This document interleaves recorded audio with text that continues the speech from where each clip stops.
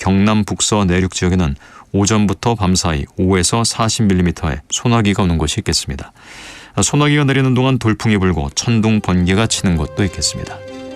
KBS 제1라디오 저녁 종합뉴스를 마칩니다. 아나운서 배창복이었습니다.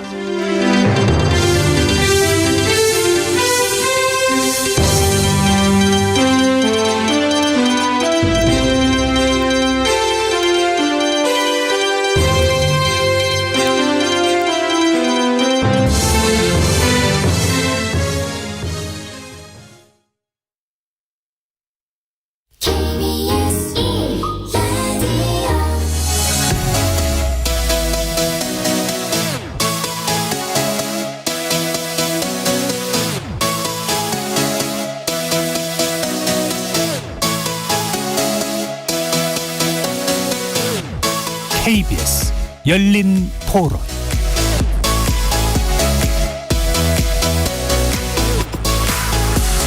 안녕하십니까. KBS 열린 토론 정준희입니다. 소중한 가족을 잃고 슬픔에 빠져있는 유족의 아픔까지 이용해야 했는지 참나 이거 뜬금없이 4대강은 뭔지 잘 모르겠네요.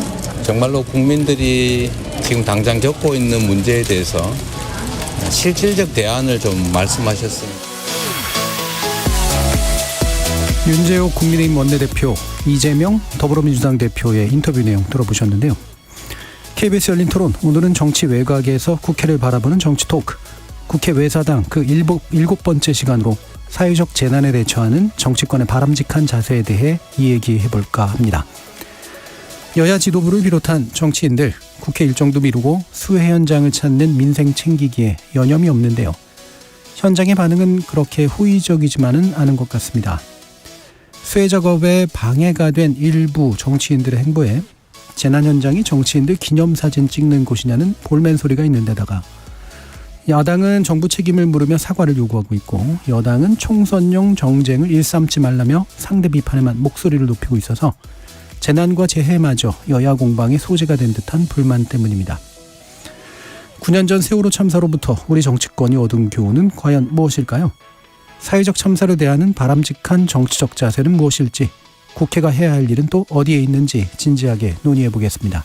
KBS 열린 토론 지금부터 시작합니다. 살아있습니다. 토론이 살아있습니다. 살아있는 토론, KBS 열린 토론. 토론은 라디오가 진짜입니다. 진짜 토론, KBS 열린 토론. 오늘 토론 함께해 주실 세 분 소개해드립니다. 이동수 청년정치크루 대표 나오셨습니다. 안녕하십니까. 오랜만에 인사 나누죠. 장희로 시사인 기자 자리해주셨습니다. 네, 안녕하세요. 전라디언의 굴레의 저자이신 조기동 작가 함께하셨습니다. 네, 안녕하십니까. 문자로 참여하실 분은 샵 9730으로 의견 남겨주십시오. 단문은 50원, 장문은 100원의 정보 용료가 붙습니다. KBS 모바일 콩과 유튜브를 통해서도 무료로 참여하실 수 있습니다.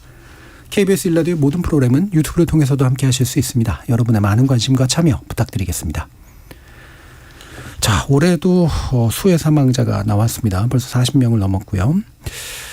비는 또 이제 주말부터 다시 또 시작될 것 같고, 그런데 정치권에서는 이제 책임 공방으로 뜨겁죠. 자, 이 부분에 대해서 전체적인 한번 평가를 들어볼까요? 장희로 기자님부터. 네, 일단 이 개인의 생명과 재산을 보호한다라고 하는 것이 국가의 어떤 핵심 의무이기도 하잖아요. 근데 이거 각자 우리가 알아서 잘 대비하고 살 수 있으면 나라를 만들거나 사회를 만들어서 살 필요가 없는 건데 보면 헌법에도 34조 6항을 보면 국가는 재해를 예방하고 그 위험으로부터 국민을 보호하기 위하여 노력하여야 한다라고 규정하고 있더라고요. 그러니까 이 자연재해 앞에서 국가의 책임과 역할을 묻는 모든 질문들을 정쟁이라는 단어 안에 너무 지금 우겨놓고 지금 정치권이 보고 있는 것은 아닌지, 그 안에 이렇게 묶어놔 버리면 다음 논의를 어떻게 할 수 있는 건지 좀 궁금해하면서 지금 뉴스들을 좀 보고 있습니다. 예, 우겨넣는다라고 하는 건 너무 좁은 프레임으로 이제 문제를 다루려 한다, 네. 이런 말씀이시죠? 자, 이동수 대표님. 네, 지난해도 이제 또 집중호우랑 또 태풍 흰남노 피해가 엄청 컸잖아요. 네. 그 이후로 이제 또 국회에서 건축법 개정안이나 뭐 재해구호법 개정안, 이른바 이제 극한호우 피해 방지법, 이게 이제 한 15건 정도가 발의가 됐는데 그 중에서 12건은 심지어 한 번도 논의를 안 했다고 하더라고요. 네. 근데 예전에 그 노회찬 전 의원님께서 이런 말씀하신 적 있잖아요. 뭐 한국, 일본이 뭐 평소에 싸우더라도 외계인이 쳐들어오면 네. 좀 힘합쳐야 되지 않겠느냐. 근데 또 아까 말씀해주신 것처럼 또 이제 주말부터 다시 비가 온다고 하는데 지금이야말로 진짜 힘 합쳐서 우리가 뭐 좀 지역구의 미비한 것들 좀 갖추고 뭐 지방 의원들한테 좀 이런 것들 살펴봐라 해야 될 때가 아닌가, 그런 생각이 예. 좀 들었습니다. 외계인으로 안 생각해서 그래요. 그러게요. 예, 조기동 작가님. 예, 2010년대 이후 한국 정치에서 나타나는 주요한 트렌드 중 하나가 그 안전 정치라는 걸 예. 구성했다고 생각을 합니다. 뭐 세월호 사건뿐만 아니라 여러 사건들이 다 안전과 연관된 게 주요한 정치적 아젠다가 되었는데요. 그럼에도 불구하고 정치권에서 이 안전 정치를 어떻게 아젠다를 끌고 나갈 네. 것인가, 내지는 이런 이슈에서 여야 합의를 해서 합의를 해야 이제 다음 스텝을 밟을 수가 있는 거잖아요. 입법이든 뭐든. 그렇게 스텝을 밟아서 뭔가 대안을 내놓는 어떤 유권자들에게 정책 효능감 어떻게 줄 것인가에 대한 고민은 좀 많이 뒤쳐져 있지 않나, 이렇게 네. 생각합니다. 그렇죠. 아까 이제 장 기자님 말씀하신 것과도 좀 유사한데, 그리고 헌법도 규정하고 있지만 지금은 특히나 이제 안전이 정치가 담당해야 될 굉장히 중요한 이슈가 된 건데 우선순위가 굉장히 높아졌잖아요, 실제로. 네. 예. 그런데 이제 왜 이럴까? 뭐 정책 이익 때문일 것 같긴 합니다만 일단 여야 입장들을 한번 보죠. 대변인 발언 중심으로 볼 텐데요. 민주당의 박성준 대변인이 사고 책임을 말단 공무원에게만 미루지 말고 대통령, 정부 강요부터 책임을 져야 한다라고 목소리를 높였습니다. 말 자체는 뭐 틀린 말은 아닌 것 같은데. 자, 이성수 대표님. 저도 일단 일선 현장의 어떤 실무자들이 희생양이 돼서는 안 된다고 예. 생각을 하고요. 저도 이제 뭐 의사결정권자로 살아본 적은 없고 그냥 실무자로만 살아봐서. 대표님이신데. 그러게요. 예. 근데 이제 또 아무래도 현장 실무자들이 사건을 직접적으로 대하다 보니까는 또 이제 무슨 사건이 발생했을 때 뭐 어떤 불강력적인 뭐 이유에서든 아니면 사소한 실수에서든 이게 또 큰 어떤 희생과 결부되면 막 죽을 죄처럼 되는 경우들이 예. 되게 많잖아요. 근데 이렇게 자꾸 막 뭐 사건 터질 때마다 실무자들 문책하고 막 징계하고 이러면은 과연 나중에 누가 진짜 열심히 일하려고 할까? 전 예. 결국에 이제 진짜 책임져야 될 거는 이 의사결정권에 있는 분들이 책임져야 되는 건데 지금 뭐 그동안 이야기 나온 것들 보면은 뭐 법적 책임을 져라도 있지만 그것보다는 일단 도의적 책임부터 져라 이거였던 예. 거잖아요. 근데 그것조차 좀 지지 않으려고 하는 게 좀 씁쓸합니다, 저는. 예. 도의적 책임, 뭐 정책 책임과 연결된 조기동 작가님. 네, 재난이 터졌을 때 결국 누군가는 정치적 책임을 져야 된다고 생각을 예. 합니다. 질 수밖에 없는 게 한국만의 일이 아닌 게 대표적인 게 이제 2005년에 미국에서 뉴올리언스에 거대한 허리케인인 카트리나로 엄청난 수의 이재민이 발생했을 때 그때 결국은 조지 부시 당시 대통령이 정치적인 책임을 지게 됐거든요. 예, 예. 민주정치 하에서 정치인이 재난 문제를 어떻게 다루느냐는 중요한 정치적인 아젠다라고 생각을 하고요. 다만 이거를 여든 야든 결국은 이제 되게 요즘은 한국 정치권의 나쁜 습성, 특히 정부 여당의 나쁜 습성이 관료들에게 떠넘긴다는 데 있는 거잖아요. 그거는 굉장히 좀 무책임한 행동이 아닌가 생각합니다. 예. 그러니까 이른바 이제 정무직 공무원, 선출직 공무원 이제 이런 것 경우가 이제 사실 되게 중요한 정치적 책임을 지는 자리인데 네, 이른바 늘공이라고 부르는 관료들에게 책임을 떠넘기는 습성이 좀 생겨버렸다. 장희로 기자님. 윤석열 대통령이 이제 공무원들을 질타하면서 사무실에 앉아있지 말고 현장 대처해라 예. 이렇게 말씀하셨다. 질타를 굉장히 강하게 했다. 이런 것들이 알려지고 있는데 사실 대통령 자신도 공무원의 일부라는 거를 좀 잊으신 건 아닌가라는 예, 생각도 예. 들고 뭐 인터넷 댓글에는 이런 것도 있더라고. 앉아라도 있어라라는 그런 말도 나오는데 뭐 법적, 정치적, 도의적 책임에서 이 정부가 굉장히 어떤 법적인 책임만을 중점적으로 예, 예. 다루고 있기 때문에 아래에서 실무에서 일하는 사람들은 계속 몸을 사릴 수밖에 없는 것 같아요. 네. 어떻게 하면 내가 책임을 지지 않을 수 있는 선까지만 일을 하지라고 하는 분위기를 만든다는 점에서 굉장히 나쁜 예. 일들이 좀 벌어지고 있다라는 생각은 들고 예. 있습니다. 법적인 책임을 안 질 수 있는 제일 좋은 방법은 그 자리에 안 가는 건데. 안 가는 거죠. 그렇죠. 예. 예. 그래서 지금 뭐 수능 문제도 사실 그거 누가 문제 출제하겠냐라는 얘기 계속 나오는 것 중에 하나가 계속 그 어떻게 낼 거냐를 정부가 들여다보고 있으니까 꼼꼼히 그런 것들이 있더라고요. 예. 자, 그럼 여당의 이제 반론을 한번 좀 들어볼까요? 황교안 수석 대변인의 말인데 막말로 정쟁만 부추기는 야당이다. 수혜까지 정책으로 이용하고 있다. 자, 이게 어느 정도까지 또 의미 있는 말인지 조기동 작가님 말씀 주시죠. 네, 저는 좀 이 안전정치를 다루는 민주당의 접근이 그다지 건전하지는 않은 예. 것 같습니다. 왜냐하면은 거의 대부분의 사안을 무조건 대통령 잘못이다, 고위층의 잘못이다. 그러니까 결국은 그 욕하는데 검찰 내지는 특검이 수사를 해야 된다는 예. 결론으로 가거든요. 기승전 특검이다. 예, 기승전 수사하고 기소하고 처벌해야 된다는 거죠. 네. 그러면은 뭐 무혐의 나더라도 이게 수사를 받는 것 자체가 계속 이슈가 되니까. 예. 근데 그런 식의 주장이 과연 이게 여권의 올바른 리액션을 반응을 끌어낼 수 있을 것인가? 그 비생산적인 그 어떤 대응을 이끌어낼 수밖에 없지 않은가? 왜냐하면 네. 정치적 위험이 커지니까요. 여당 입장에서. 하지만은 정부나 여당 입장에서 결국 심판은 채점은 국민이 하는 거잖아요. 네. 이거를 무조건 그 민주당이 정쟁 소재로 이용한다는 식으로 끌고 주장하고 본인들이 책임을 회피하는 게 과연 이게 국민이 보기에 어떻게 볼 것인가? 이 부분은 좀 엄중하게 생각해 봐야 되지 않나. 예. 지금 국면에서 이제 정당 지지도가 좀 떨어지는 경향들이 좀 나오는 것 같던데, 뭐 이제 구체적인 수치는 제가 얘기하지는 않겠습니다만, 이제 이런 것들도 이제 여야 모두 이제 뭔가 책임을 일정한 방식으로 묻고 있는 것 같다라는 생각은 좀 들긴 하는데요. 그래서 결국은 민주당은 대통령이나 대통령하고 연계된 주된 어떤 공직자에게 법적인 책임을 묻는 방식으로 수단으로 쓰고, 또 여당은 그거를 다른 방식으로 받으면 되는데 그냥 일방적으로 방어하는 식으로만 받고 있다. 이런 얘기죠. 예, 이동수 대표님. 네, 저도 이제 조기동 작가님 말씀에 전적으로 공감하고요. 그 지금 이번에 또 수해 때문에 특별 재난 지역 선포된 곳들을 보니까는 경북, 충남이 이제 각각 4곳, 그리고 충북, 전북 각각 2곳, 그리고 세종까지 해가지고 13곳이더라고요. 근데 공교롭게도 이 지역들 중에 상당수가 이제 지난해 지방선거 이후로 자치단체장들이 또 국민의힘 분들이 많이 된 지역이어가지고 지금 민주당 입장에서는 뭐 여당도 뭐 국민의힘이고, 그리고 이 지역의 단체장들도 이제 국힘인 경우들이 많아졌는데, 근데 아무래도 이제 뭐 공수 구도로 봤을 땐 더 유리할 수 있겠지만 근데 요즘 또 이런 큰 희생들도 있고 뭐 안타까운 사연들도 전해지면서 좀 약간 국민들이 예민해져 있는 상태잖아요. 그래서 이럴 때 오히려 이거를 또 정쟁으로 활용하려고 하면은 오히려 이제 역효과가 날 수 있다. 대표적인 게 이제 김의겸 의원이 실언 있었던 게 이제 논란이 있었던 것처럼, 그래서 아마 민주당도 이 부분에 있어서는 아마 좀 조심하려고 하지 않을까, 그렇게 생각을 하고 있습니다. 그래서 이제 오히려 또 이제 정부 여당이 말씀하신 것처럼 좀 책임감 있는 모습을 보여줘야지 이걸 막 진짜 공수 이런 개념으로 이해하면 안 된다고 생각합니다. 네, 그 실언 부분이 이제 야당의 공세에 무의식이 들어가는 부분이라 가지고 아마 또 문제가 된 것 같아요. 장희로 기자님. 그러니까 뭐 국민들이 워낙 정치인들 싸우는 거 싫어하시니까 정쟁이라는 걸 약간 좀 치트키처럼 사용하시는 거 아닌가라는 생각도 드는데, 사실 갈등이라고 하는 거는 이제 뭐 어떤 정치의 어떤 또 핵심이라고 할 수 있는 거잖아요. 근데 이런 재난 상황은 사실 이렇게 편을 나눠서 싸우면 되는 상황이 아니고 이건 이제 진짜로 그냥 국가의 존재 이유에 대한 질문을 하고 있는 상황이라고 생각하거든요. 이제 유권자들은. 근데 이제 아까 이동수 대표님도 말씀하셨지만 이 국회 이제 수해 방지 관련된 법안들이 지난해 수해를 겪고도 올라와서 있는데 여러 건이 지금 심의조차 못하고 있다라는 거는, 사실 저는 이제 이걸 거대 양당이 다 문제다라는 방식으로 이제 뭐 사설을 쓴 언론들도 있던데, 저는 그건 되게 정치 혐오를 좀 오히려 부추기는 말이라고 생각하고요. 이 법들이 왜 처리되고 있지 않느냐라는 거에 대해서 사실은 더 책임감 있게 대답을 해야 될 곳은 정부 여당이라고 생각해요. 특히 이제 국민의힘이라고 생각하고.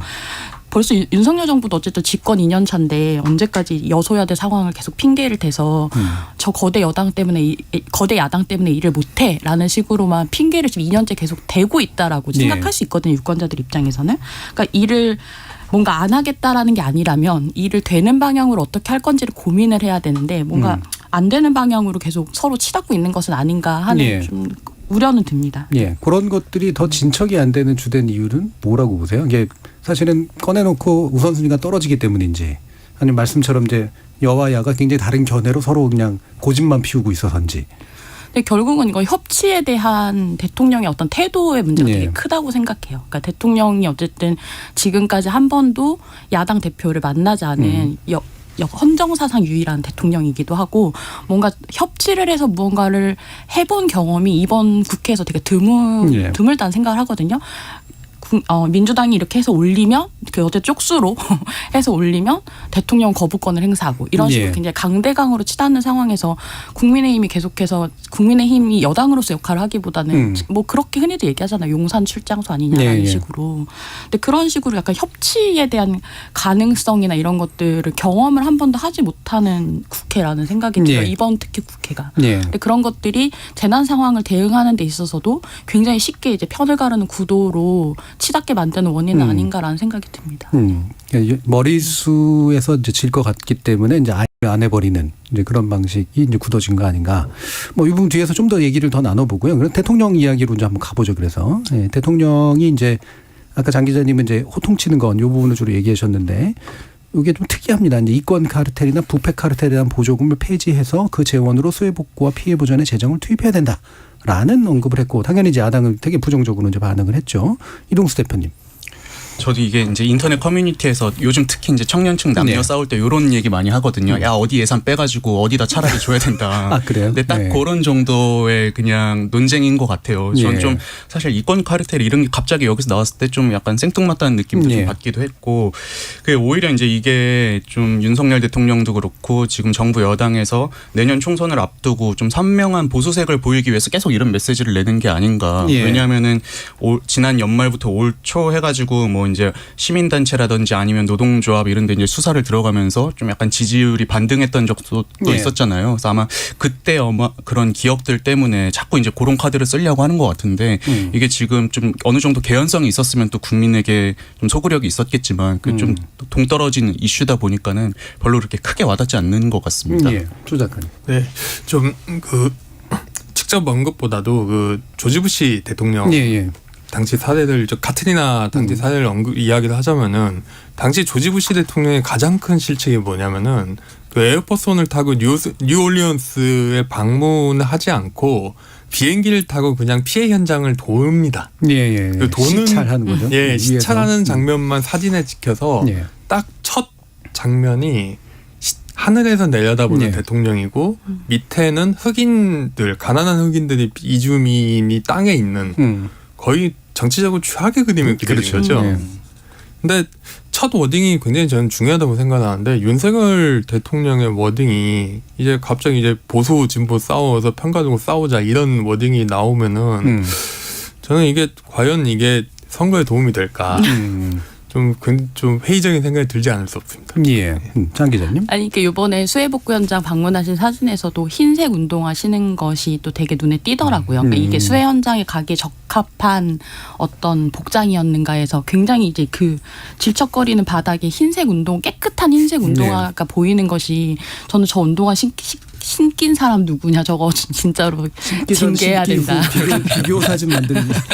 징계해야 된다. 약간 예. 뭐 이런 생각도 들었는데 저는 왜 이렇게 지금 대통령이 모든 문제의식이 카르텔로 좀 수렴이 네. 되는지 좀 잘 이해가 안 가는데요. 그러니까 세상에 어떤 모든 문제가 이렇게 피하가 굉장히 명확한 것 같아서 좀 부럽기도 한데 언뜻 듣기에 굉장히 속 시원한 발언이거든요. 그러니까 이제 문제가 있는 돈을 바로 잡아서 필요한 데 쓰겠다라고 하는 말이니까. 근데 이거 어떻게 또 들으면 아랫돌 깨서 윗돌 괜다라는 말처럼 들리기도 해요. 그러니까 잘못 지급된 보조금을 어떻게 환수하겠다는 건지. 그러니까 대통령께서 좋아하시는 이제 법에 따르면 조사하고 수사하고 뭐 환수하고 폐지하고 뭐 이런 과정들도 예. 다 법적 절차를 거쳐야 되는 건데 이걸 그 과정들은 다 생략하고 예산 전용도 해야겠죠. 예, 예산 전용도 해야 되는 건데, 그러니까 국고라고 하는 게 대통령의 개인 근거가 아닌데 어떤 대통령의 어떤 기분에 굉장히 좌지우지 되어서 예산권에 대해서 좀 말씀하시는 거 아닌가라는 생각이 들더라고요. 그래서 재단 때문에 이제 추경 필요한 거 아니냐 그랬더니 또 추경호 부총리는 돈 충분하다 또 이런 얘기를 네. 해요. 예, 이 보조금 빼는 게 충분한 건지 아니면 진짜로 예산이 책정된 것 자체가 충분한 건지 이런 것들도 이제 정부 안에서 충분히 좀 서로 잘 맞게 일관되게 좀 나오면 메시지가 좀 필요할 텐데 그 부분도 좀 그런 것 같고. 자, 지자체로 좀 가보죠. 지자체에서 또 아까 이제 이 대표님께서도 말씀 주셨습니다만 공교롭게도 지금의 여권에 의한 이제 여권 출신의 지자체장들이 있는 곳에서 이제 사고가 난 거죠. 김영한 이제 충북도지사가 우리 궁평 제2지하차도 거기 침수 사고 발생한 지 1시간 지나서 이범석 청주시장이 사고 발생 55분 지나서 사고 상황을 인지했던 것으로 드러났고 여러 가지 발언들도 또 논란을 불러일으켰습니다. 이 부분 이 대표님 말씀 주시죠. 네, 저는 근데 이제 이 뭐 늑장 보고라든지 아니면 이 초기 대응에 대해서는 우리가 너무 그렇게 또 막 예민하게 볼 필요는 저는 없다고 생각을 해요. 네. 왜냐하면 뭐 이태원 참사 때도 뭐 경찰이 늑장 보고를 했네, 뭐 기관장이 인지 시간을 뭐 이렇게 좀 바꿨네 이런 논란들이 있긴 했는데 뭐 진짜 세월호 사건 때처럼 한참 뒤에나 나오는 건 좀 문제가 있겠지만 저는 이 처음에 이제 언제 보고 받았냐는 그렇게 핵심적인 문제는 아니라고 네. 생각을 하거든요. 예컨대 이제 저도 군대에 있을 때만 해도 뭐 무슨 일 생기면은 일단 그거 좀 처리하느라 정신 없고 깜빡할 수도 있고 해서 뭐 보고 시간 정도 뭐 몇십 분, 뭐 1시간 정도 늦어지는 건 좀 이해할 수 있다고 생각을 하는데 중요한 건 이제 이 보고를 받고서 어떻게 대응했느냐는 좀 꼼꼼히 예. 살펴봐야 될 필요가 있다고 생각을 합니다. 근데 지금 김영환 도지사 같은 경우는 심지어 합동 분향소에 가셔서 뭐 사고 현장 일찍 갔어도 바뀔 건 없다 이런 막 메시지가 나오고 있는 것들이 저는 뭐 도민들이 보기에도 진짜 좀 분통 터질 일이 아닌가 그렇게 좀 생각이 됩니다. 네, 사후 대처 문제가 좀 더 중요해 보인다. 장 기자님. 근데 일단 사전 대처 문제도 짚진 않을 수 없을 것 같아요. 왜냐하면 재난안전통신망이라고 하는 어떤 그게 있기 때문에 이번에도 그 제대로 활용되지 않은 거죠. 있었던 어떤 시스템이. 그러니까 충북도랑 청주시가 운영하는 이 재난안전통신망에서 어쨌든 지하차도 진입 통제를 요청한 어떤 신고가 충북도에 제대로 전달되지 않았던 거는 분명한 것 같고요. 어쨌든 이 재난관리의 어떤 총책임자라고 할 수 있는 지방자치단체장의 말로서는 굉장히 부적절했다라는 생각이 듭니다. 그러니까 왜 이거를 우리가 그냥 수해라고 하지 않고 어떤 언론에서는 오송 지하차도 참사다 이렇게도 말하기도 하는데요. 뭐 사상자가 한두 명 정도 발생했구나라고 생각했다. 이런 이야기 굳이 왜 덧붙이셨는지 잘 모르겠고요. 어제 그 충북시민사회단체 연대회의랑 이제 유가족들이 김영환 지사, 이범석 청주시장, 그다음에 이상래 행정중심 복합도시 건설청장을 이제 중대재해처벌법 위반 혐의로 경찰에 고발을 했거든요. 근데 그리고 또 참사 당시에 이 충북 경찰의 대응도 좀 논란의 여지가 있기 때문에 이 수사팀을 또 서울경찰청 광역수사단장이 맡기로 했다 그러더라고요. 그래서 이게 아마 중대처벌법상 중대시민재해로는 사실상 이제 첫 번째가 될 수도 있을 것 같은데 그 부분을 좀 주의 깊게 지켜봐야 될 것 같아요. 전문가들은 해당한다, 그러니까 중대시민재해에 해당한다라고 판단하고 있는 것 같아요. 이게 이제 보면 06시에 이제 그 강범람 위험 경고가 들어갔고 08시부터 범람이 이제 시작됐는데 이게 이제 재난통신망에 이제 그 얘기가 다 올라간 것으로 나오잖아요. 근데 그때 이제 누군가가 책임자가 있어서 책임자가 조치를 취했으면 사실 뭐 그게 시장이든 도지사에게는 보고가 나중에 된다고 하더라도 큰 문제가 없었을 텐데 안 되면서 이런 일이 벌어져서 생겨서 문제인 것 같은데 조 작가님도 말씀해 주시죠. 예, 좀 모든 재난은 이제 이게 잘 원래 돌아가야 되는 게 잘 돌아가지 않기 때문에 해야 되는 게 잘 안 되기 때문에 모든 게 발생하는 게 아니겠습니까? 그러니까 뭐 보고가 늦게 됐다든가 뭔가 경보가 켜졌는데 무시당했다든가 이런 거는 특별히 그 사람들이 뭔가 심각한 과실을 저질러서가 아니라 약간의 과실들이 조금씩 쌓이면서 이제 한 번에 대폭발이 일어난다고 저는 생각을 하거든요. 오늘 그 점에서 지금 거기에 대해서 특정 사건만 아니었어도 사고가 일어나지 않았다 이렇게 접근하는 건 저는 좀 나중에 사건의 개선이나 개선하고 제2의 사건을 막는 데는 적절하지 않은 접근 같고 다만 문제는 이제 그 각 지자체장들이 사건 수습에 최선을 다하고 있는가 내지는 어떤 정치적 메시지를 내거나 또는 뭐 근처에 뭐 되게 그 근처가 오송 근처가 저습지입니다 원래 전통적으로 저습지고 범람도 작고 유량도 되게 많은 지역이라 수해가 날 경우에 문제가 될 수밖에 없는 지역인데 그런 데에서 뭔가 그 과연 그 바로 밑에 또 세종시가 있잖아요. 과연 이게 잘 그 재난방지 인프라를 하고 있는가 이 부분에 대해서는 꽤 의문을 던져볼 수밖에 없지 않나. 왜냐하면은 지금 모든 기관들이 다 본인 책이 아니라고 주장을 하잖아요. 청주시, 뭐 충북도, 행복청 해가지고 그 부분에 대해서는 앞으로 뭐 철저하게 진상 규명해서 책임 소재를 좀 가려야 되지 않나. 말씀 나온 김에 어떻게 하는 진상 규명이 좀 바른 방식인 것 같아요. 이를테면 국정조사도 있고 지금 이제 감찰 들어가 있고요. 뭐 이제 경찰 조사도 아마 시작되는 것 같고 그런데 한 번만 말씀 주시죠. 저는 좀 이런 건 같은 경우는 뭐 자꾸 이 카트리나 이야기하니까 좀 직연감이 없진 한데 당시에 미국 상원하고 하원하고 다들 여야가 할 것 없이 초당적인 위원회를 꾸립니다. 예, 예. 그래서 굉장히 좀 장기적인 조사를 하거든요. 하원 같은 경우는 5개월 동안 이제 그 위원회를 구성해서 조사 보고를 쓰는데, 저 같은 경우는 이런 건 같은 경우는 이게 중앙정부하고 지방정부까지 같이 결합해서 시민사회 단체까지 해서 좀 제대로 위험 관리를 하고 있나. 특히 이 부분은 이제 되게 좀 징후적이라고 생각하는 게 대도시의 문제가 아니라 전형적인 중소도시 내지는 이제 농어촌에서 사람이 적고 관리할 수 있는 역량이 부족한, 예, 예. 점점 부족해질 수밖에 없는 농어촌에서 자연재해가 얼마나 취약한지 보여주는 사건이라고 생각해서 예, 예.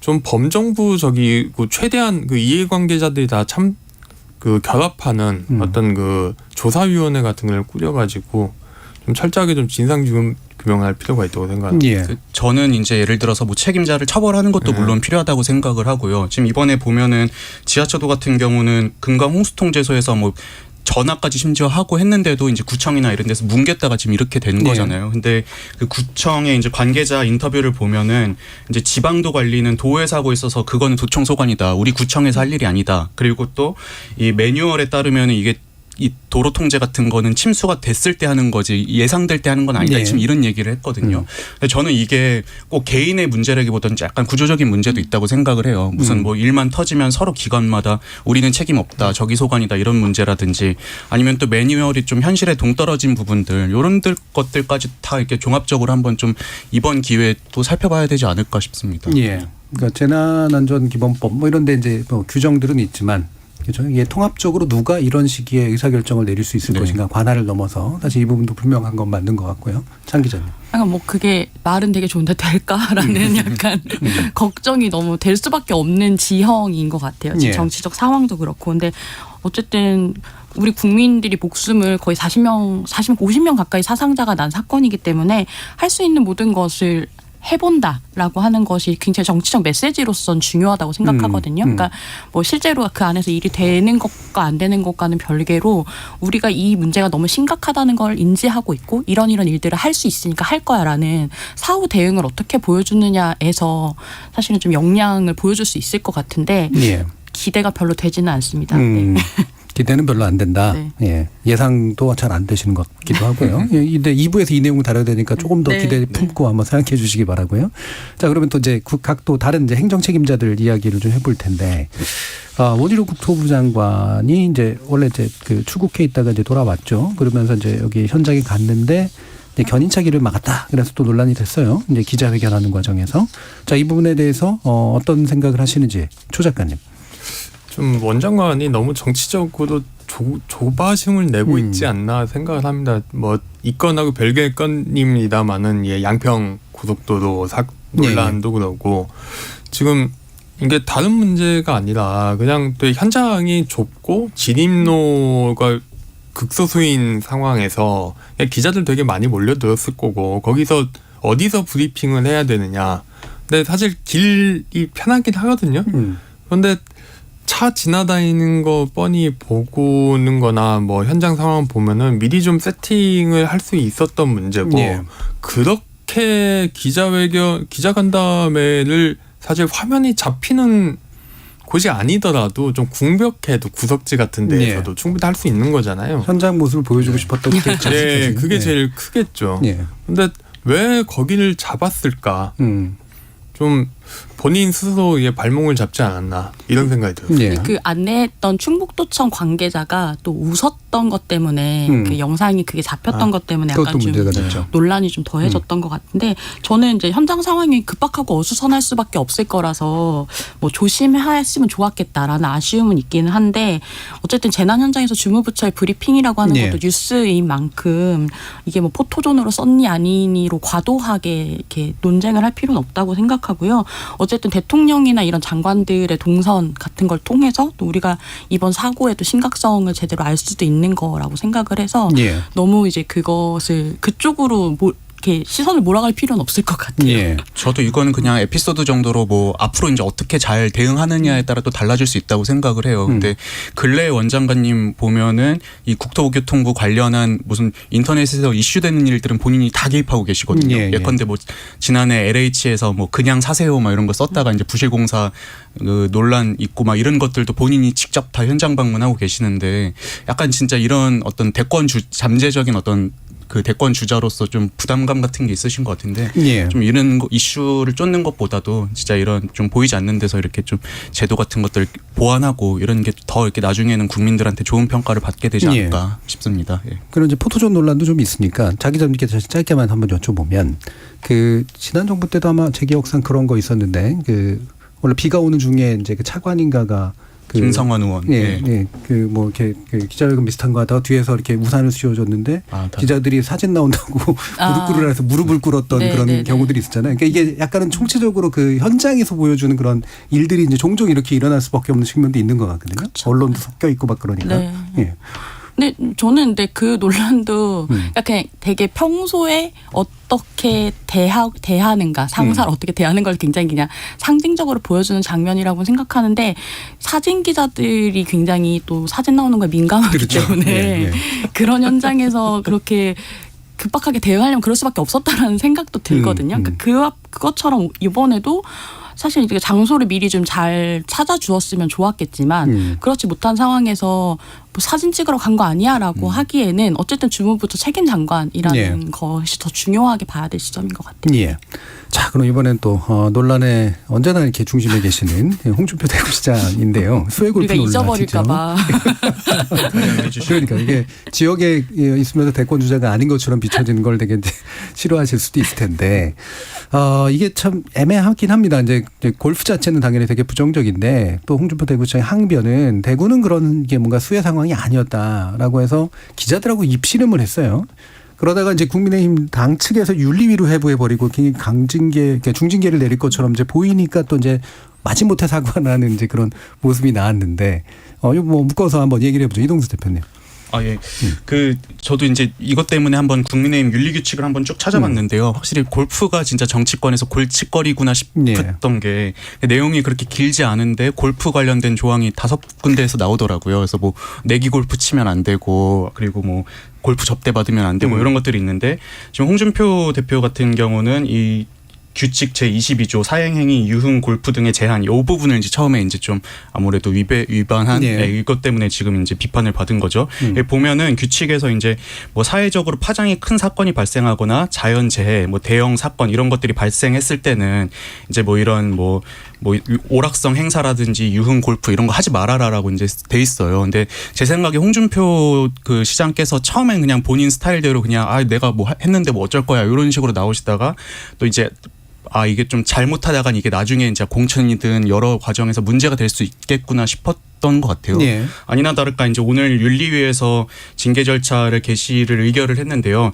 이제 이 22조 이 사행행위, 유흥, 골프 등의 제한 요 부분이랑 그리고 또 이제 품위 유지를 위반했다. 그래가지고 또 이 문제로 징계를 또 결국에 받으시게 되었습니다. 예. 실제로 심사하겠습니다. 2006년에 홍문종 의원이 수해 중에 골프를 쳐서 제명됐던 적이 있어가지고 아마 그런 것도 좀 참조하지 않을까 싶기도 그래서 계속해서 이제 홍 시장이 우리는 수해 중이 아니었다를 강조하고 있는 거긴 한데. 그런데 이제 공무원들은 1,000명이 넘게 대기를 하고 있었던 상황이죠. 조 작가님. 예.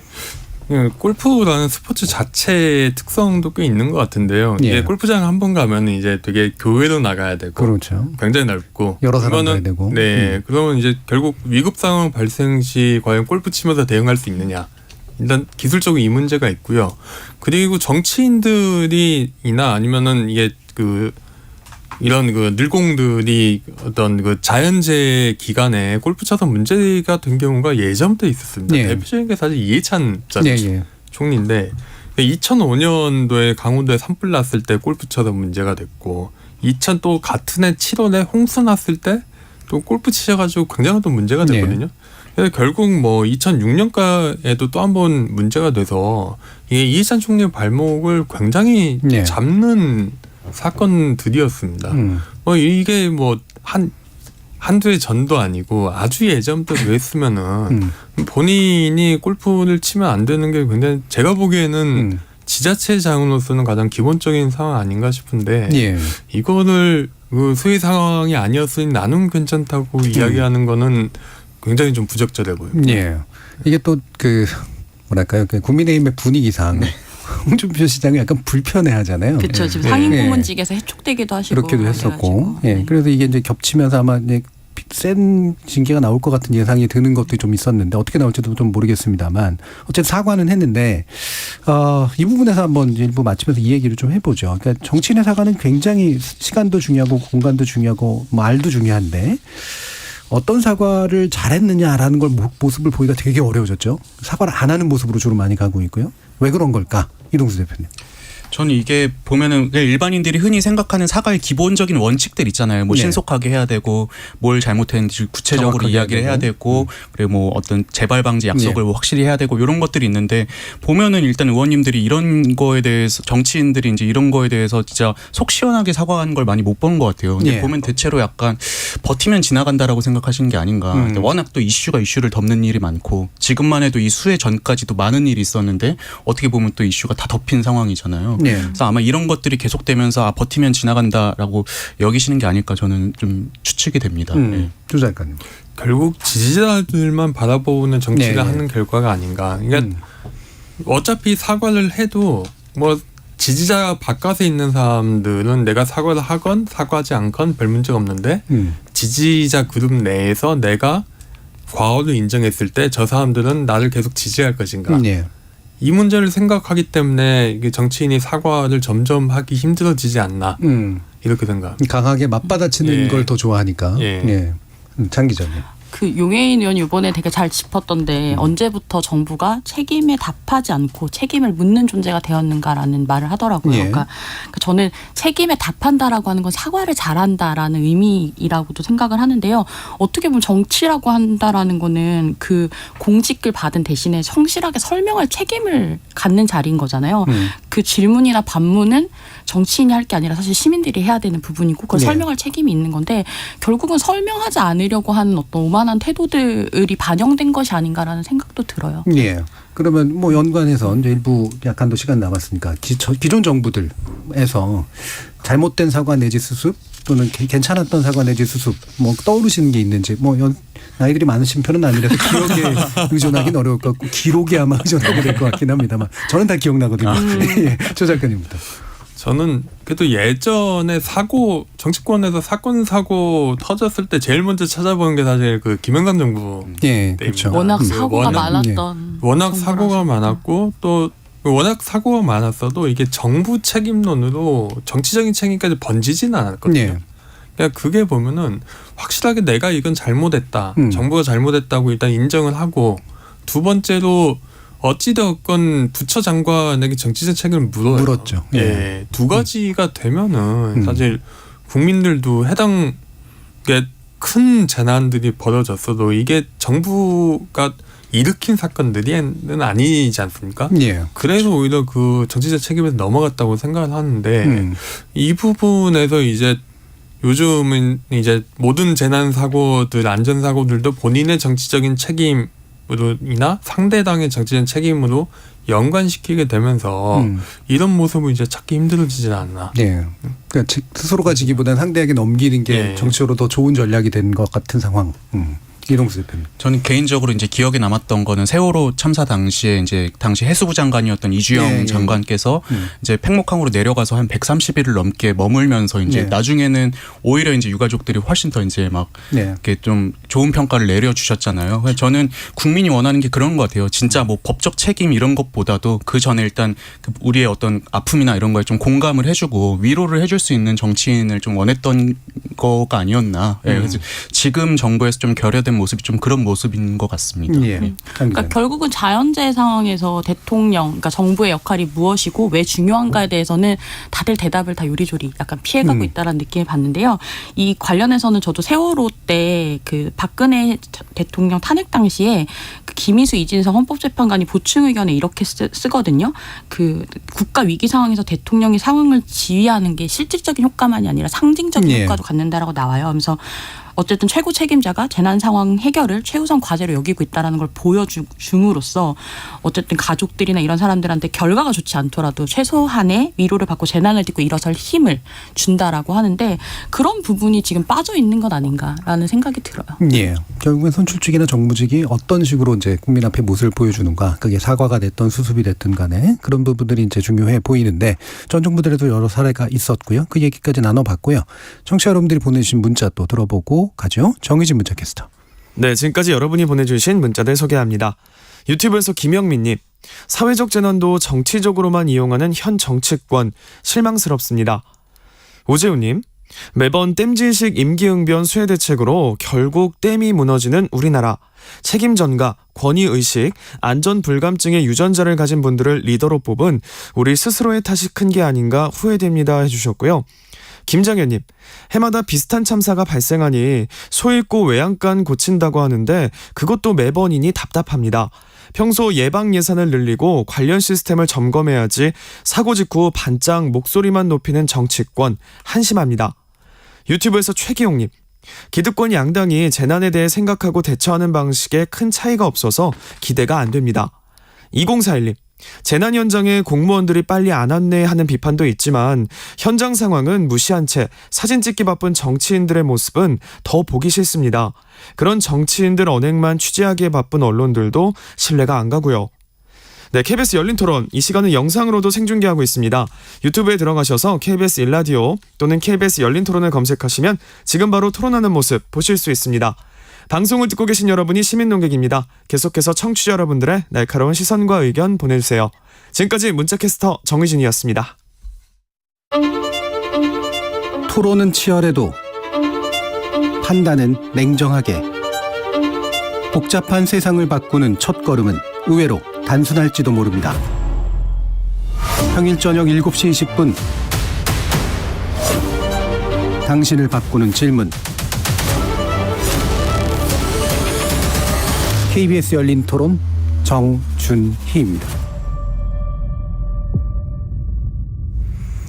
국회외사당 그 7번째 시간으로 준비한 KBS 열린 토론 2부에서는 장희로 시사인 기자, 조기동 작가, 이동수 청년정치 크루 대표 이렇게 세 분과 함께 대책 마련에 관련된 이야기 좀 나눠볼 텐데요. 이 얘기를 하기 전에 그러니까 이태원 참사와 작년에서의 수해, 이게 이제 이번 정부 안에서만 이제 사회적 재난 내지 자연 재난이라고 볼 수 있는 것들이 이제 몇 차례 있었고, 사실 뭐 세월호 참사가 대표적인 케이스잖아요. 이게 아까도 이제 조고 작가님 말씀 주신 것처럼 우리 국민이 이제 안전에 훨씬 더 민감해졌고 그거를 잘 감당할 이제 정치 내지 정부를 기대하고 그러지 못하면 이제 심판을 하는 이런 구도가 있는데도 이제 왜 이제 이럴까? 이 부분에 대해서 한번 조 작가님 먼저 좀 얘기해 주실까요? 일단 정당들이 이제 너무 이제 기존 정치, 기존 사고들, 그러니까 네. 산업화 시절의 그 사회적 재난하고 지금하고 분명히 다른 유형의 재난인데 같은 재난이라고 생각하는 게 좀 있는 것 같습니다. 대표적인 게 보수 정권, 보수 정당들인데요. 네. 그러니까 김영삼 정부 시절의 그 사건들을 보면은 백화점이 무너진다든가 다리가 무너진다든가 이런 사건들은 대표적으로 압축 성장의 부작용들이거든요. 그렇죠. 그러니까 전형적인 개발도상국형의 재난들이었는데 요즘의 재난들은 이제 예전 뭔가 좀 경제 수준이 낮았을 때 벌어질 만한 사건은 아니라는 거죠.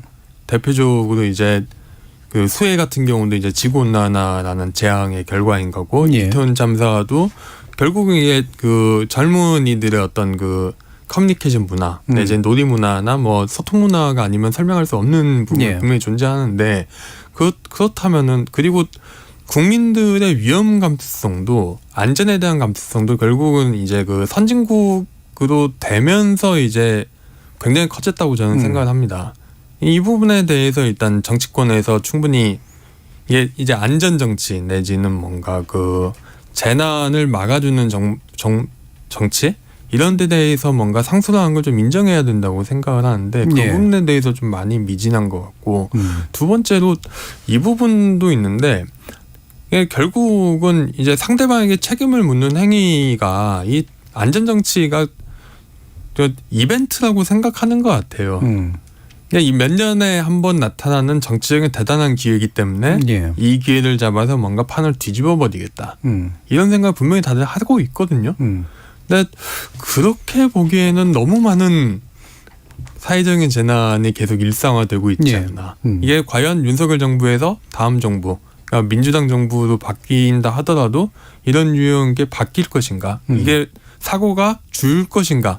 그렇지 않을 것 같거든요. 네. 당장 문재인 정부만 하더라도 코로나라는 전대미문의 대장이 산불도 있었지 있었고요. 않습니까? 네. 구제역도 있었고요. 이 부분에 대해서 좀 정치권에서 고민을 해봐야 되지 않나 생각합니다. 장 기자님. 일단 그 정세랑 작가가 쓴 피프티 피플이라는 소설에 예, 예. 보면 이런 구절이 나오거든요. 그러니까 세상에 존재하는 거의 모든 안전법은 유가족이 만든 거야라는 이제 그런 말이 나오는데, 그러니까 이번 수해라고 하는 게 이제 기후 재난이 여파기도 한데 사실 인재나 관제라고 또 언론에서도 많이 부르고 있잖아요. 그렇게 보면 이미 만들어진 어떤 법이나 제도가 좀 제대로 작동하지 않았기 때문인 것 같은데, 그 법과 제도가 다 시민의 목숨값이라는 어떤 그 생각을, 그 무게를 정치권에서 너무 좀 가볍게 여기고 있는 것은 아닌가라는 생각이 들거든요. 예. 그러니까 결국은 어떤 사회 문제가 의제화된다라고 하는 것이 합의해서 국회에서 뭔가 처리된다고 하는 것으로 이제 민주주의가 역할을 하는 것으로 보여져야 되는데, 지금 우리가 목격하고 있는 거에서 그런 부분은 전혀 보이지가 않고 있잖아요.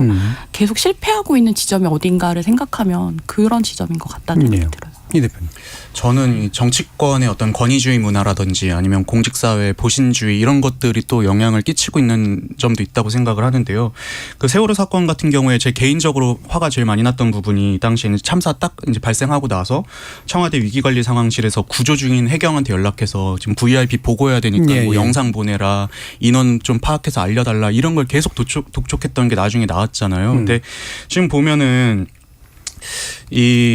지금 위기가 발생했을 때도 이제 현장 대응이나 이런 것보다는 이제 상부 보고라든지 아니면 이제 어떤 뭐 공천권자, 뭐 대통령이나 위에서 이제 어떻게 볼까 그런 것들 고민하고 있고, 공무원들은 본인들이 일 해놨는데 나중에 문제 생기면 책임져야 되니까 이제 되도록이면 안 하려고 하고, 전 이런 좀 사회 전반적인 이 구조적인 문제들이 이제 좀 이렇게 엮여서 지금 이런 참사들이 계속 발생하는 게 아닌가. 그래서 저희가 이제 이런 사건이 날 때마다 그런 것들을 좀 되새겨야 된다고 생각을 합니다. 예. 그 이태원 참사 때 경찰하고 시민이 통화했던 거 녹취록 제가 그 정리하면서 봤는데, 그 모든 시민들이 신고하면서 다 마지막 말이 고맙습니다라고 예, 하거든요. 예, 예. 그러니까 이 공권력에 대한 믿음이 아직 시민들한테 그렇죠. 있는 거죠. 근데 이 믿음에 대해서 제대로 답하고 있는가에 대해서는 물음표일 수밖에 없는 상황인 것 같아요. 예. 그 현장에서 이제 엄청 애쓴 또 분들, 말단이죠. 이런 분들에 대한 이제 나중에 그 감동적인 어떤 태도라든가 이런 것들이 분명히 좀 있잖아요. 그런 걸 또 영웅화하는 그런 경우들도 있고. 근데 잘만 하면 이제 사실은 칭찬받을 것 같은데 그러지 못해 생기는 문제들, 이게 사실 이태원 참사만 해도 이제 특별법 통과도 아직 안 됐고 이것도 전형적인 공방 상황인데 이 부분은 평가를 좀 해주세요. 그러면 이 대표님. 저는 일단 아까 말씀드린 것처럼 이제 뭐 특별법에 대해서는 지금 뭐 보수 진영이나 진보 진영의 의견이 워낙 다르기 때문에 네. 이제 뭐 제가 어떻게 말씀드리기보다는, 근데 저는 기본적으로 과연 여기서 그럼 유가족과 함께하고 이런 도의적인 책임을 표한 정치인이 누가 있었느냐가 제일 중요한 것 같아요. 예컨대 지금 이상민 장관 뭐 이제 탄핵을 해야 되냐 말아야 되냐 이게 이제 정치권이 되게 뜨거운 이슈인데, 저는 뭐 이상민 장관은 지금 본인은 법적 책임 없다는 식으로 지금 물론 이게 좀 계속 발을 빼려고 하시고 예. 계시지만, 그걸 떠나서 뭐 예컨대 아까 그 말씀드렸던 세월호 사건 당시에 이주영 장관처럼 이래도 유가족분들과 이제 함께하려는 모습을 보였냐. 며칠 전에 이제 타 방송 라디오에서 유가족분 한 분이 나오셔가지고 이런 말씀을 하시더라고요. 그 자기도 원래 국힘 지지자였는데 여태까지 국힘 의원 한 분도 못 봤다고. 전 이게 어떻게 보면 지금 이태원 참사 유가족들이 느끼는 분노의 핵심이 아닐까, 좀 그런 생각이 들었습니다. 예. 조 작가님. 네, 정치가 결국 재난 상황만 벌어지면은 여야 할 것 없이 다 희생양 찾으려는 그렇죠. 게 가장 큰데, 언제나 재난에서 가장 쉬운 게 사실 희생양을 찾는 겁니다. 누가 문제인 거냐. 그냥 당사자가 아니더라도, 그냥 사건을 일으키지 않았더라도 약자 내지는 그렇게 당해도 싸지라는 식으로 희생양을 찾는데, 희생양만 찾아가지고는 재난 이후에 어떤 안전을 담보할 수가 없거든요. 그러니까 너무 좀 낮은 수준에 머물러 있지 않나. 그리고 희생양 찾기의 이면이 바로 다들 면피하려고 그러죠. 그러니까 두 가지 사이에서 이제 결국 정치권에서는 유권자에 대해서 막연한 공포심만 자극하는 이런 정치 행태에 대해서 좀 다른 유형의 정치하는 방식을 좀 제시해야 되지 않을까 하는 생각을 하고 있습니다. 예. 이 대참사 특별법도 이제 이게 누구한테 책임을 제대로 물을 거냐 요 내용이 또 상당 부분 또 이제 할애되어 있기도 해서 실제로 예방이나 방지라든가 이런 부분들까지도 고민돼야 되지만 같이 고민되고는 있지만 그래서 이제 자꾸 정제가 되는 측면도 있는 것 같습니다. 장 기자님.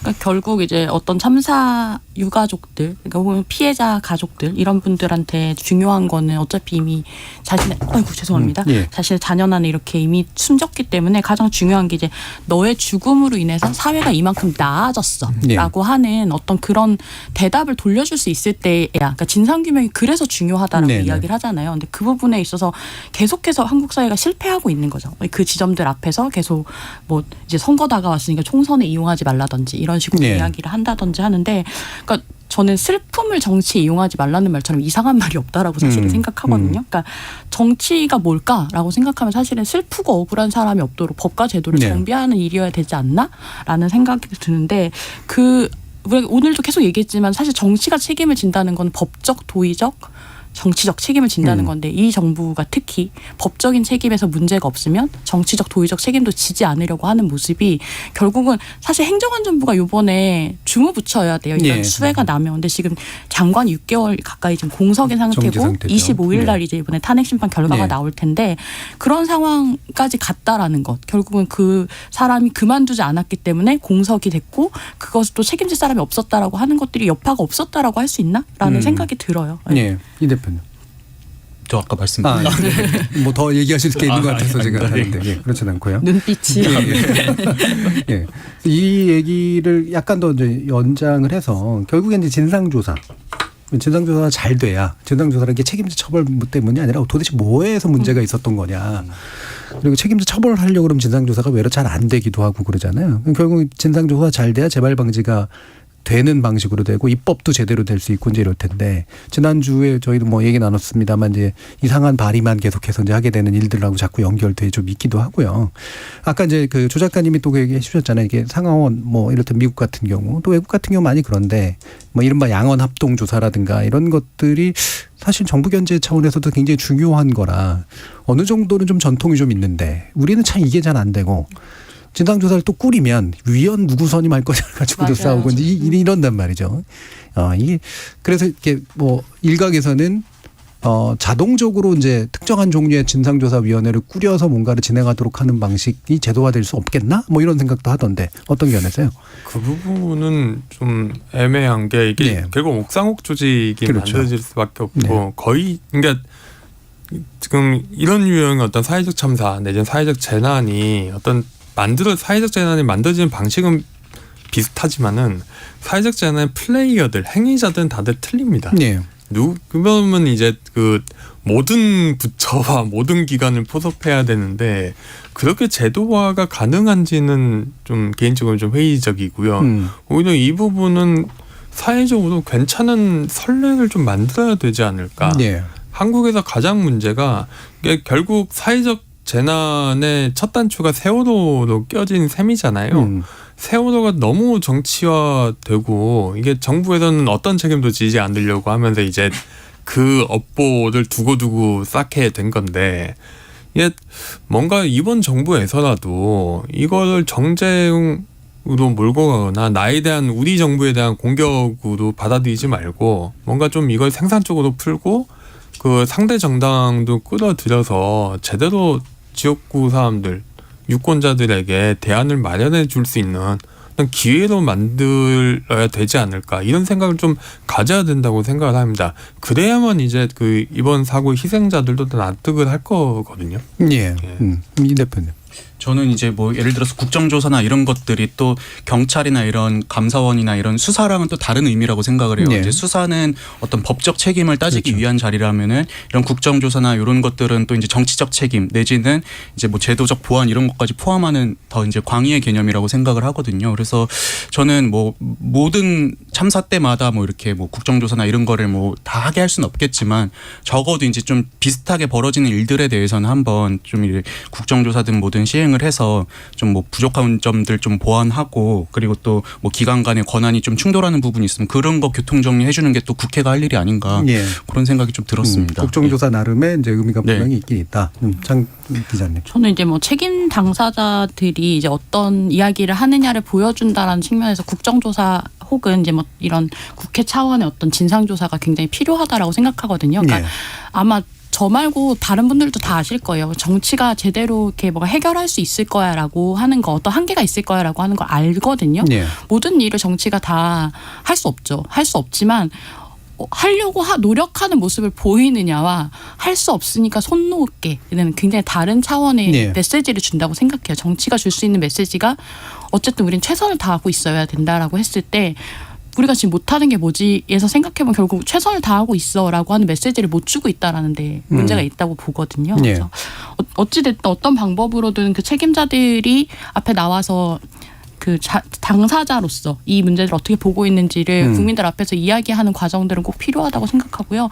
저도 이제 말씀하신 대로 어떤 조사기구 같은 것들이 상설화된다라고 하는 거는 늘 되게 정치적으로 굉장히 부딪힐 위험들이 있기 때문에 근데 그 선례를 참 어떻게 만들어야 될지 모르겠어요. 예. 그것들은 진짜 되게 저도 고민이 되게 되는 문제인 것 같아요.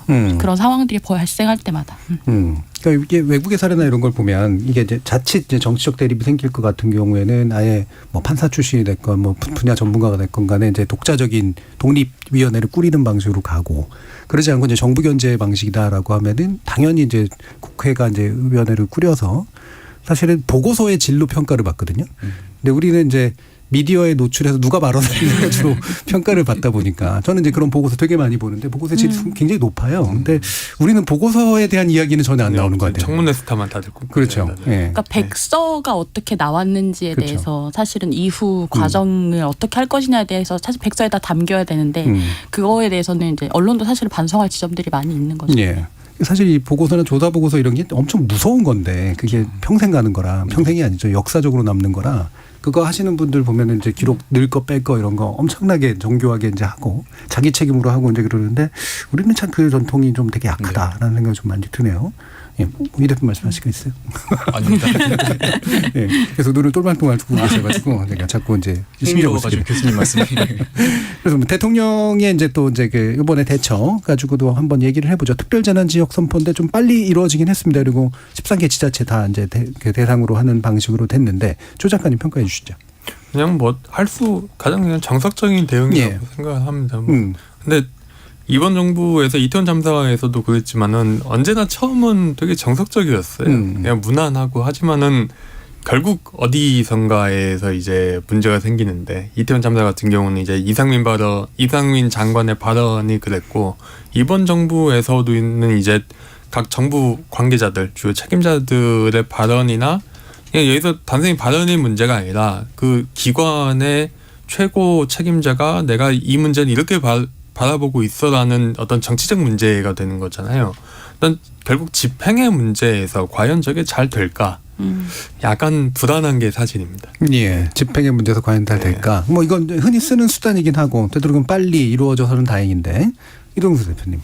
네, 그래서 이번에 보면 뭐 특별 재난 지역 선포도 빨리 됐고 그리고 이제 뭐 가용 이런 자원들을 총동원해라 뭐 이런 말씀들 많이 나왔는데 이거는 사실 국민적 이견이 전 없을 일이라고 예. 생각을 하고요. 이런 것들이 좀 이 지역 피해 지역 주민분들께 좀 힘이 되었으면 좋겠다는 생각입니다. 예. 장 기자님. 아니, 실질적으로 어떻게 지원되느냐가 사실은 더 큰 문제인 것 같아요. 예. 재난지역으로 선포됐다 이것보다도 오늘도 이제 오기 전에 언론 기사들 보다 보니까 어떤 수해 지역인데 장례 치르고 왔는데 집이 그대로 그냥 무너져 있는 채로 아무도 뭐 공무원 하나 나와 있지 않고 이런 상황이라고 해서 그래서야 물어봤더니 그래서 이제 지자체에서 어떻게 해야 되는지 알아보겠다라는 식으로 이야기를 했다는 거예요. 거기도 분명히 이제 특별재난구역에 포함이 되는 건데 결국 이제 실행 단위에서 구체적으로 그 국민들이 어떻게 실질적으로 느끼느냐, 피부로 실질적으로 느끼느냐에서 잘하느냐 못하느냐가 중요한 거지 재난지역을 선포를 빨리 했다 안 했다는 중요한 문제는 아닌 것 같습니다.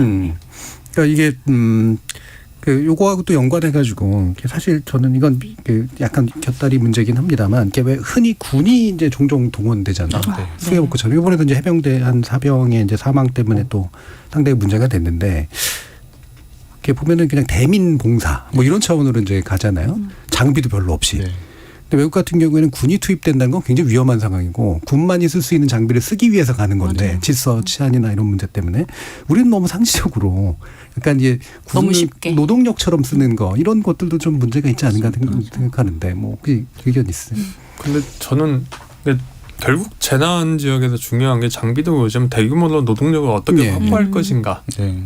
그 문제에서는 이제 군밖에는 없지 않나. 그 공급할 수 있는 게. 네. 그리고 해병대 투입도 결국 이게 해병대가 상륙장갑차들 가지고 이제 투입해서 이제 순환 지역으로 들어가기 때문에 하는 건데 그럼 군 투입 저는 재난 지역에 군 투입하는 게 한국 같은 경우는 되게 일상화된 광경이라서 외국 사람들이 보기에는 좀 많이 어색한 그런 광경인데요. 예. 그래서 그 문제에 대해서는 아주 큰 문제는 아니라고 생각하는데 다만 문제는 이제 결국 이제 그 투입한 군도 사회적 재난이 어떻게 발생하는가를 그대로 이번에 네, 보여줬잖아요. 네. 그렇게 해병대가 구명조끼가 상시적으로 비치하는 데인데 그러니까요. 네. 구명조끼 하나 안 주고 엄청나게 유속받은 강으로 사람을 밀어 넣는다는 게 너무 한국의 정부나 한국의 국가가 사람을 너무 싸게 보지 않나 내지는 국가가 결국 사회적 재난을 어떻게 너무 안이하게 본다는 생각을 하지 않을 수 없습니다. 예. 이번에 그 담당자의 해명도 전 되게 너무 좀 화가 났어요. 네. 예, 배영을 한 사람과 못한 사람의 차이 뭐 이렇게 얘기하는 거. 이 대표님. 저도 이제 뭐 말씀하신 것처럼 어쩔 수 없는 측면에서 뭐 대민 지원을 할 수 있다고 생각을 해요. 저도 이제 사병 출신으로서. 근데 이제 문제는 과연 그럼 대민 지원을 갔을 때 또 그런 고생한 병사들에게 그만큼의 어떤 뭐 처우라든지 이런 개선이 따르느냐. 지금 말씀하신 것처럼 지금 보면은 뭐 사진 보면 막 장구리들 차고 있는데 정작 중요한 어떤 그 구명조끼나 이런 거는 지급이 안 되는 문제들. 그래서 저는 이참에 좀 이런 군내 적폐라고 할 수 있는 문화들도 좀 많이 개선이 되었으면 좋겠습니다. 예. 근데 결국은 그 장갑차도 수륙량용 장갑차도 들어가지 못한데 사람을 밀어넣은 네, 거거든요. 네. 부모님이 어제 이제 뉴스 보면 그렇게 말씀하시잖아요. 왜 우리의 구명조끼 하나를 못 입혀서 이런 상황을 만드냐고. 진짜 사람 목숨을 너무 헐하게 생각하고 있다라는 건 이 대민 지원을 하는 입장에서마저도 너무나 이 재난이 왜 발생했는지를 보여주는 그렇죠. 되게 상징적인 장면이라고 반복되고 생각했어요. 있는 거죠. 사실 그 안에서 똑같은 문제가. 자 그러면 뭐 지금 후반부로 다 왔습니다만 뭐 여당 정부 여당 얘기도 많이 했고요. 당연히 이제 책임져야 되는 주체들이기도 하니까. 근데 정치의 또 한 축은 이제 야당인데 재난 시기에 야당이 해야 할 바람직한 역할의 어떤 모델이 뭘까? 사실 이 부분도 사실 되게 불명확한 것 같거든요. 물론 이제 야당의 입장에서 보면은 뭐 자기가 자원을 가지고 있는 건 아니니까 할 수 있는 건 비판뿐이 없다 이럴 수도 있는데 그래도 이제 정치가 굉장히 중요한 한 축인데 야당은 어떤 일들을 해야 되는가? 조 작가님. 네. 일단 가장 중요한 건 이제 정부와 여당의 정치적인 책임을 효과적으로 묻느냐. 이 문제가 야당의 역할이고 그게 정치적으로 그게 가장 건전한 야당이 해야 될 일이라고 생각을 합니다. 지금 뭐 야당이 이런 재난 상황에서 가장 큰 문제는 야당이 공격하는 어떤 정부에 대한 포인트들이 과연 이게 안전정치라고 하는 새로운 정치적인 아젠다에 적합한 형태인가. 그 부분에 대해서는 좀 아닌 것 같거든요. 네. 이게 계속 이게 정부가 문제이거나 아니면은 특정 사안만 이제 결국 그저 지난 정부에서는 이런 문제 없었는데 정권이 바뀌니까 이런 문제가 발생했어요라는 스토리도 네. 그냥 가잖아요. 그런 식으로 가버리면은 좀 많이 곤란해지지 않을까 하고요. 두 번째로는 저는 이제 중앙 정치뿐만 아니라 지방 정치가 되게 중요하다고 생각하는데 재난에 대해서는 결국 어떤 그 정치권도 왜 지자체가 이렇게 재난 안전 관리에 소홀하는가 이 문제에 대해서 묻지 않거든요. 그러니까 그런데 재난 관리는 다들 이제 지자체의 영역입니다. 뭐 예방 관리, 홍수 관리, 뭐 도로나 어떤 그 재난 상황에서 통제, 주민 통제, 교통 통제 같은 경우에 이 문제에서 지자체 문제들을 좀 중앙 정치권도 들여다볼 필요가 있지 않나 생각합니다. 그렇죠. 특히 이제 이런 농어촌 지역 같은 경우에 소수의 인원이 예산도 없는데 넓은 지역을 커버해야 되기 때문에 생기는 문제가 분명히 큰데 장 기자님. 일단 뭐 어떤 이 상황에서 기본적으로 지금 해야 될 거는 협조인 것 같아요. 그러니까 이 정부 여당이 어떤 대책을 내놓아야 되는 자리에 있는 거고 이 자리에 있을 때 조 작가님 말씀하신 대로 효과적으로 책임을 묻는 것도 중요한데 이 일이 되게 어떻게 야당은 협조할 수 있는가에 대한 부분을 야당이 좀 많이 고민해 주셨으면 좋겠다는 생각이 있고 그 전임 정부에 대한 스토리는 사실 여당이 더 열심히 활용하고 있는 것 같아요. 그러니까 계속 이야기가 나올 수밖에 없는 거죠. 그러면 너네는 집권 2년이 다 되도록 윤석열 정부는 대체 뭐 했느냐라는 것을 질문할 수밖에 없게 하는 그런 약간 계속 도돌이표가 되게 만드는 상황들이 좀 있는 것 같거든요. 약간 애들 싸움 같아요. 니네 아빠가 세냐 우리 아빠가 세냐 그러니까요. 이런 얘기 그러니까 같은. 이미 지나간 일이잖아요. 이 지나간 일 말고 앞으로 어떻게 할 건지를 우리가 좀 더 이야기하는 데 있어서 야당이 좀 그 역할을 할 수도 있지 않을까라는 생각을 해요. 이 대표님. 네, 저는 그리고 또 지금 보면은 그 지방 의원들에 대한 사실상 영향력은 국회의원들이 행사를 하고 있는 거잖아요. 그래서 이참에 또 이제 그 어떤 소속 의원들, 지방 의원분들 통해 가지고 좀 지자체가 제대로 일을 하고 있는지 그러는 거 감시하는 게 또 필요하다고 생각을 하고요. 그리고 또 지금 보면 야당이긴 하지만 사실상 입법권은 이제 민주당한테 있는 격인데 이제 총선 전까지라도 좀 그동안 제도적으로 좀 미진한 부분들이 있었다면은 보완해 나가야 될 필요가 있지 않을까 싶습니다. 예. 자, 그러면 이제 마무리할 시간인데 사실 주말에도 비가 많이 올 것 같습니다. 그리고 이미 많이 와 있는 상태고 이미 또 많이 폐허가 돼 있는 상태라서 더 큰 피해가 생길까 봐 상당히 우려되는 상황이라 각 지역에서 물론 상당히 긴장을 하고 있긴 하겠습니다만 정치권이 어떤 태도를 보여줘야 그래도 이후에 수습과 그다음에 예방에서 좀 더 효과적일 수 있을까? 마무리 한번 발언을 들어볼까요? 장 기자님부터. 그 제가 이태원 참사 현장에 가서 많은 포스트잇이 붙어 있던 것 중에 지금도 한 번씩 이런 일들이 있을 때마다 좀 반복되니까요. 꺼내보는 포스트잇이 있는데 찍어놓은 사진 중에 이렇게 적혀 있어요. 가장 좋은 해결은 죽으니 모두가 살아 돌아오는 것. 그럴 수 없으므로 앞으로는 누구도 이렇게 죽지 않게 해야 한다. 이건 사실 그 모든 사회적 참사의 유가족분들이 계속해서 하는 말씀이기도 하거든요. 그러니까 어떻게 그냥 우리가 자연사하도록 정치가 어떻게 도울 것인지에 대해서 그러니까 이렇게 갑작스럽게 어디 이동하다가 놀다가 이렇게 죽는 것이 아니라 우리가 어떻게 해야 잘 살 수 있는지에 대해서 고민하는 것, 누구도 이렇게 죽지 않기 위해서 고민하는 정치를 보고 싶습니다. 네. 이런 식으로 죽지 않을 수 있도록 하는 것. 이동수 대표님.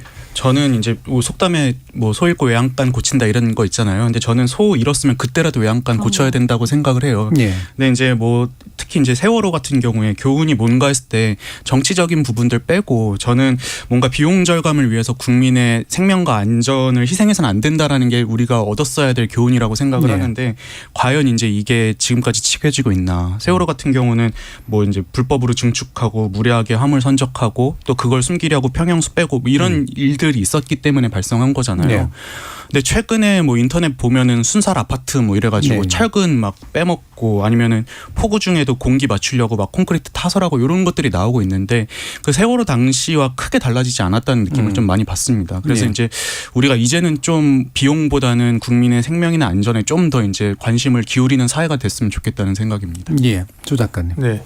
그럼 재난 전문가들은 모든 재난들이 좀 비슷한 유형을 갖고 있다고 이야기를 합니다. 그러니까 피해 범위, 대응 자원, 대응 방식 등이 유사하다는 이야기인데요. 지금이라도 잘해야 아무리 하나라도 이제 잘하고 제대로 된 모습을 보여주는 게 다가올 재난을 정치권이 효과적으로 대응할 수 있는 어떤 길을 마련해 준다는 것을 좀 유념했으면 합니다. 예, 지금이라도 잘해야. 아마 정치권을 바꿀 수 있는 제일 좋은 방법은 안전 정치를 잘하는 데가 무조건 집권하게 만드는 사실 이제 이런 방법일 텐데 유권자들도 사실은 이 부분에 있어서 상당한 책임을 또 나눠줘야 되지 않을까 싶은 생각이 듭니다. 지금 8902님께서 요즘 뉴스를 듣고 있으면 정말 불편합니다. 여야 할 것 없이 대부분의 정치인이나 고위관리들이 국민의 안위보다는 자신의 안위를 우선시하고 있다는 느낌을 떨칠 수 없습니다. 진짜 정치인, 진짜 지도자를 원합니다. 그들이 말하는 국민이 누구를 말하는지 모르겠습니다. 라는 의견 주셨고요. 또 이정욱님께서 해병대 장병일 참 너무 가슴 아픕니다. 라는 말씀도 주셨습니다. 자, 오늘 이제 재난을 대하는 정치권의 문제 국회 외사당에서 한번 다뤄봤는데요. 오늘 토론 함께해 주신 세 분, 조기동 작가, 이동수 청년정치크루 대표, 그리고 장희로 시사인 기자 세 분 모두 수고하셨습니다. 감사합니다. 감사합니다. 감사합니다.